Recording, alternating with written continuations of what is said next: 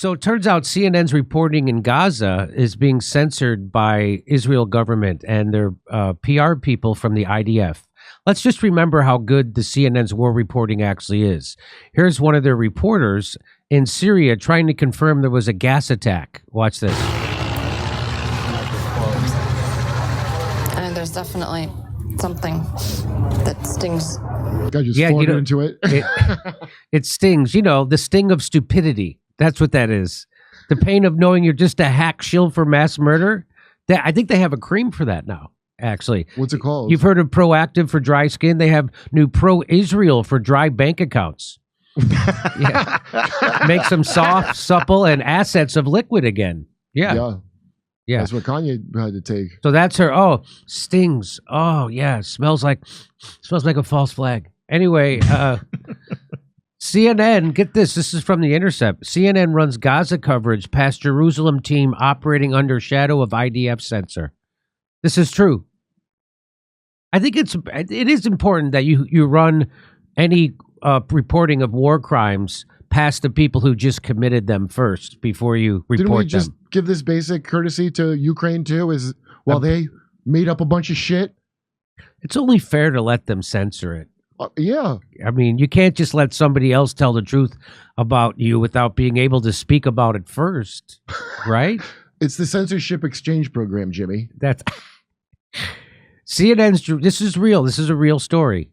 CNN's Jerusalem bureau is subject to the rules of the Israeli Defense Forces censor. That's the IDF censor. Only democracy in the Middle East. Only democracy in the Middle East, ladies and gentlemen, which dictates subjects that are off limits for news organizations to cover and censors article it deems unfit or unsafe to print. What, like China? Except China doesn't get to censor our literal American news also? China's the only democracy in Asia. So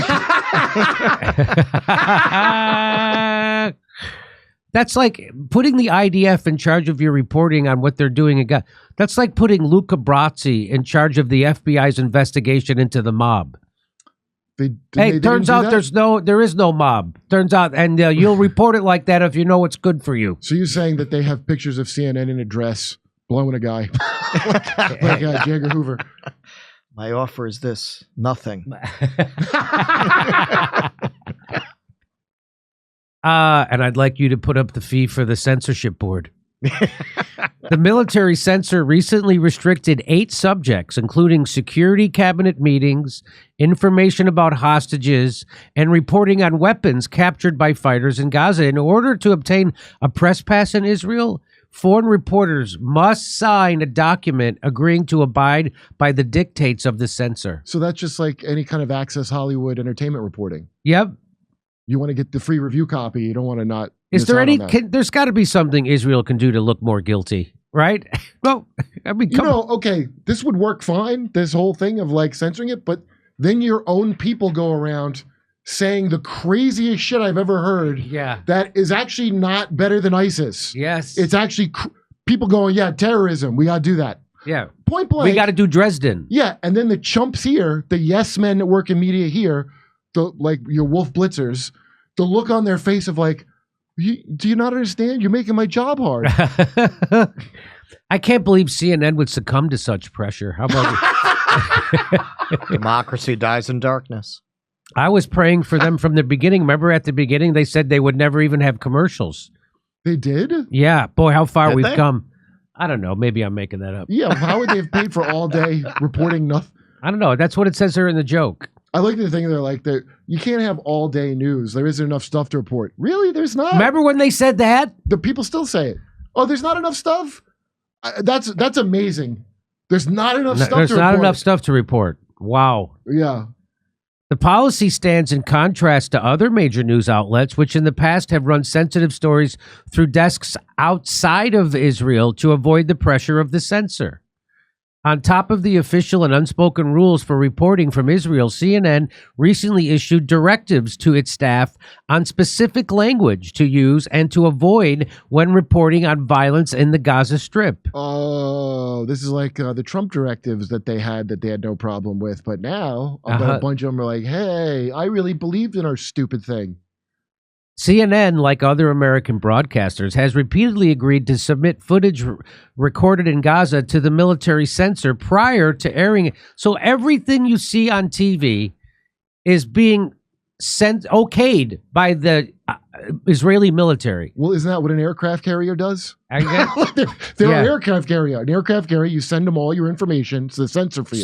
So in order to get access to the Gaza Strip, so the Israeli military will only give journalists access to the Gaza Strip if you first agree to submit your footage that you record there to them so they can censor it. Are you saying Douglas Murray's blistering takedown of Hamas?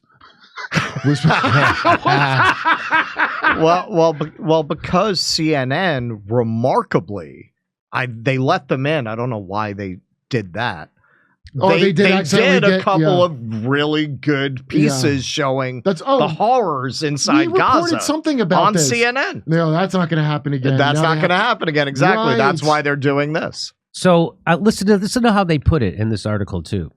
So you have to submit your footage recorded in Gaza to the military censor prior to airing it in exchange for limited access to the Gaza Strip, drawing criticism from those who say the censor is providing a filtered view of events unfolding on the ground. Isn't that the definition of what a censor does? Like, they're going to. Why are they censoring it? You forgot this stuff. Put this in. Yeah.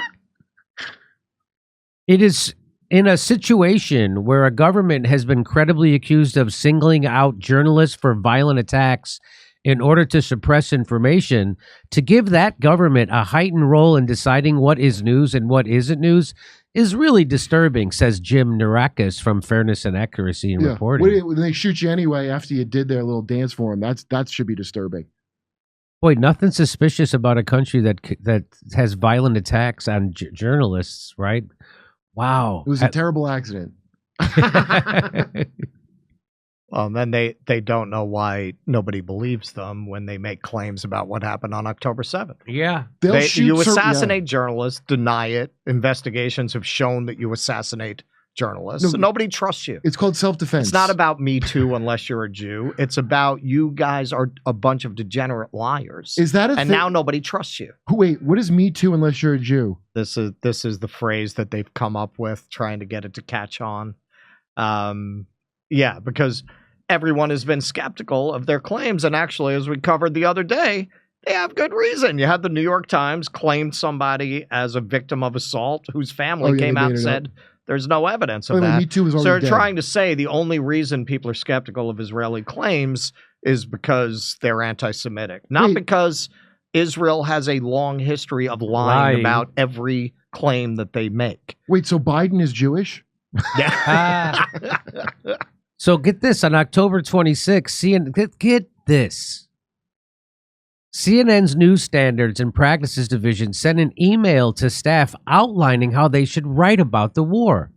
Because, all really good journalists out there always go off a reference email from the upper office long before reporting on the actual story. That's how you know. Well, that's what I'm sure Chris Hedges, before he was reporting on the Iraq war, was like, wait a minute.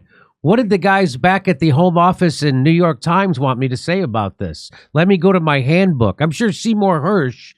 This is on Hamas controls the government in Gaza, and we should describe the Ministry of Health as Hamas controlled whenever we are referring to casualty statistics or other claims related to the present conflict. That's one of the directives. If you keep doing that, eventually it loses its sting. Yeah. If you keep throwing the right-wing Jimmy Dore, all that bullshit you do where you throw some stupid thing, like people are losing their giving a shit about that rapidly. And in the underlying statistics have been derived from the Ministry of Health in Gaza, we should note that the fact that this part of the ministry is Hamas controlled, even if the statistics are released by the West Bank part of the ministry or elsewhere. So lie. So they're saying just flat out lie. Oh, keep saying Hamas so that people just think Hamas. So even if the stats came from the West Bank, which is not Hamas controlled, or elsewhere, just keep saying it's Hamas controlled. You should have wrote it different. We should describe this. Oh, sorry, guys. This is what they've been pushing all along. This is when they had Satan's crafty minion Regev going on all of the shows, that was what he was really pushing every time they brought up a statistic. This is what Hamas wants you to hear. This is what Hamas... Even the Washington Post, even the New York Times, all of these outlets came out and said, we've always found their numbers reliable. They're used by everybody. Yeah. There's no reason to doubt them. But they've been pushing and pushing because it's about narrative control. It's about propaganda. It's a war of propaganda. We should describe the Hamas of Hamas as Hamas controlled. Yeah, exactly. They just throw Hamas in front of everything. Yes. The email goes on to acknowledge CNN's responsibility to cover the human cost of the war, but couches that responsibility in the need to cover the broader current geopolitical and historical context of the story, while continuing to remind our audiences that the immediate cause of this current conflict, namely the Hamas attack and mass murder and kidnap of Israelis. So that's all they want you to keep talking about is October 7th. They don't want you to cover the broader current geopolitical and historical context. And I think we all know what that means. It means you understate the casualties and you overstate Israeli victories. That's what that is. Okay, when we did that, after 9/11 started killing, we spread it out over about 20 years. Yeah. We didn't immediately try to wipe them all out at once and get greedy with our killings. We understood you got to do it slowly because people are going to go, after you go mass murder and you outscore the original murders by factors of 10 or 20, it's going to seem kind of lame to say, oh, the mass murder. They killed 20,000 now. In a separate directive stated November 2nd, Senior Director of News Standards and Practices David Lindsay cautioned reporters from relaying statements from Hamas. So this is the head guy. It's one of the head guys at CNN says, as the Israeli-Gaza war continues, Hamas representatives are engaging in inflammatory rhetoric and propaganda. Most of it has been said many times before and is not newsworthy. Oh. We should be careful not to give. So don't report what the Hamas leaders are saying. This is beautiful. All the wokey bullshit language that all these assholes were all. Did you platform him? Did you platform him? If you say platform, I want you to make a COVID helmet out of a plastic bag. That bullshit was all. Now you see what that was for. Yeah. So that when this happens, then the thing that you thought you were on the right side of history, now it's being used against you. You got to take, some good from the massacre. Yeah. So here's my favorite part of this. I buried it.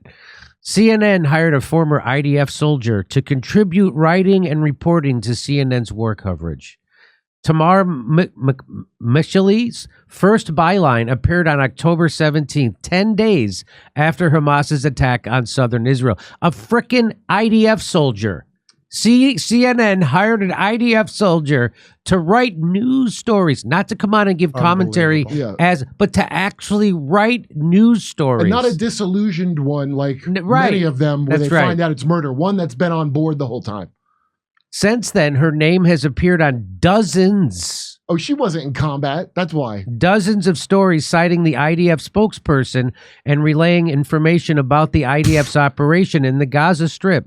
Wow. At least one story bearing only her byline is little more than a direct statement released from the IDF. She's from the Instagram Bikini Corps. I'll bet you anything. She's from the bikini wearing, not the has to go in and fight one. That's the PSYOP division of IDF. Yeah. So she's right. Yeah.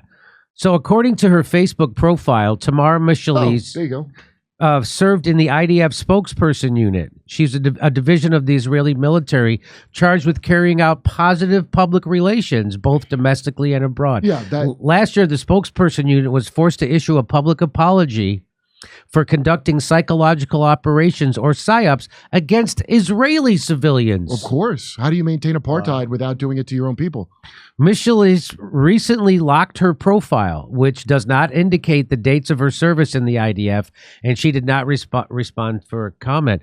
The CNN staff member described how the policy works in practice. War crime and genocide are taboo words. Well, because they're genocide. If you say them. That's right.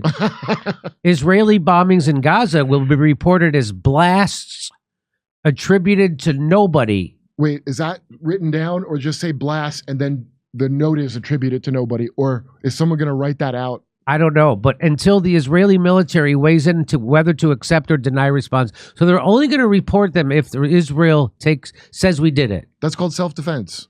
Quotes and information provided by Israeli army and government officials tend to be approved quickly, while those from Palestinians tend to be heavily scrutinized and slowly processed. Hey, this segment was brought to you by our advertiser, Epstein Island Getaway. Learn how blackmail will help you see the light. Hotel California has got nothing on Epstein Island. You'll never really leave it, and it never really leaves you.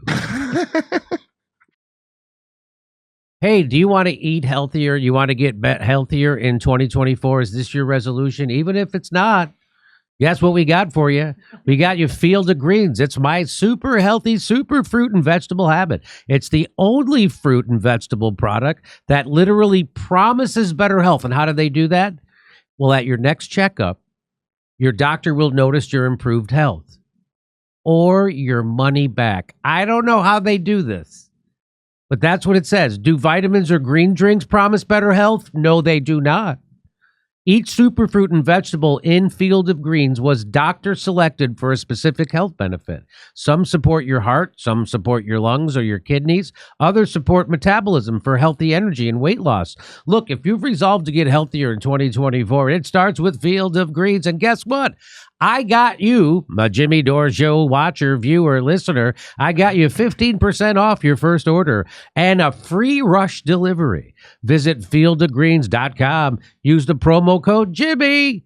That's promo code Jimmy at fieldofgreens.com. Fieldofgreens.com.